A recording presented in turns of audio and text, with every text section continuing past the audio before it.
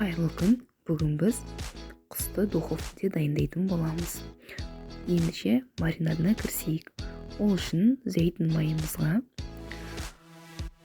соевый соус қосамыз.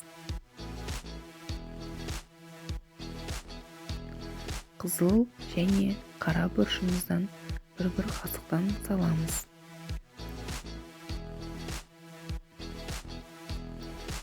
Бір қасық бал,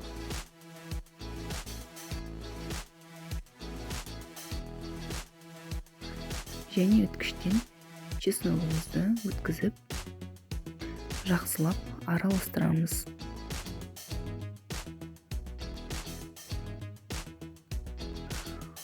Құсымызды жақсылап маринадымызбен уыттап 10 минут қоямыз.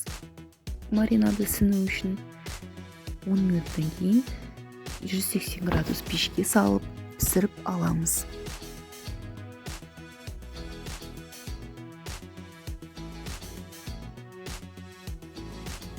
Рецептім ұнап жатса, лайк басып, подписка жасауды ұмытпаңыздар. Ас болсын.